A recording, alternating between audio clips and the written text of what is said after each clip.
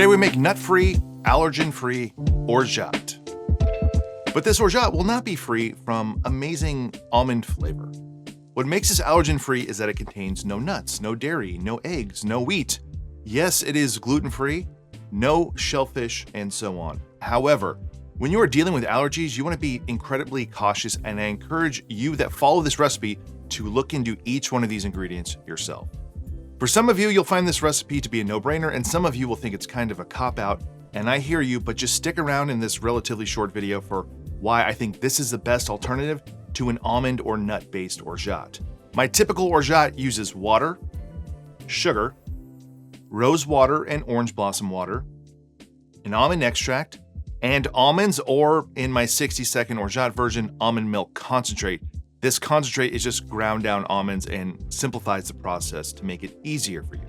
All we are doing today is removing one ingredient and nothing else. Nothing else changes. It's that easy.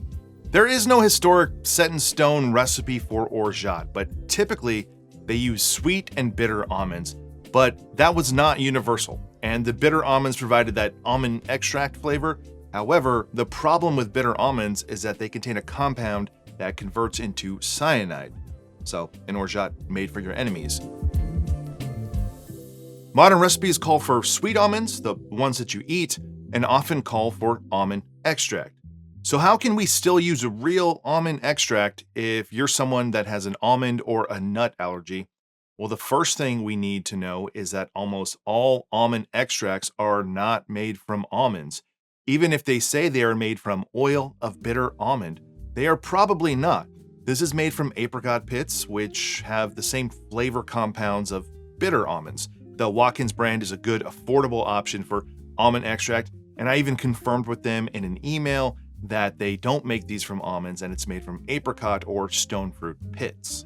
Having said that, this a little more expensive almond extract from Cook's is made from real almonds, from real oil of bitter almond, and it's allergen-free because it does not contain the protein responsible for tree nut allergies. This is publicly stated on their website, and I confirmed this with them in email as well. Now, some people will see this recipe and just think that it's not creative or inventive enough, but the purpose of this is not to be cool, not to find some alternative like oats or seeds or avocado pits. Those are fun and I'm guessing can be interesting, but this version is to get you something as close as possible to the real thing that tastes like almond Orgeat. So while there is a sacrifice to the flavor by not using real whole ground down almonds, it's pretty close, and it's the easiest clear Orgeat that you can make. This way you can make a Mai Tai that tastes like a regular Mai Tai, not like avocado pits or oats or sunflower seeds. Now typically I use both rose and orange blossom water, and I use Fee Brothers. I asked them about allergy info many months ago and they never responded. But these should be, and I say should be because I'm not 100% certain of their process, but they should be water infused with rose petals or orange blossom waters and then distilled. Carlo and the Cortas brand make them as well. And if you really want to make sure this is safe because you are serving guests, double check with the brand that you're going to use. The Cortas brand does say that they are vegan, gluten-free, and preservative-free. But if you are really trying to be super careful and you don't get an answer from someone, just skip the rose water and orange blossom water for now. I want my Orgeat to be a 2-to-1 ratio matching a rich, simple syrup and a final volume of around 450 milliliters of syrup. And I did some figuring out last year that if you're making like a 2-to-1 ratio syrup, you can take your target volume and multiply by 1.33, and that will give you a rough estimate of the final weight.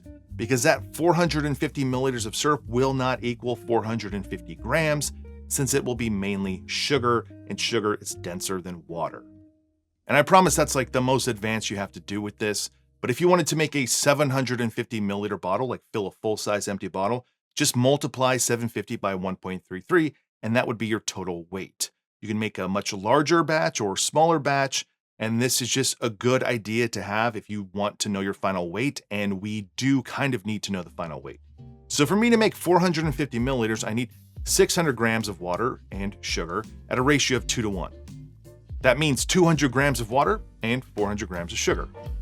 I like to blend my syrups, but you can do this on the stovetop as well. There is no right or wrong way. And I know many of my fellow Americans are upset by the use of grams, but you can always convert grams to ounces if you want to. This is just way easier, and we need weight to dial in the rest of the recipe.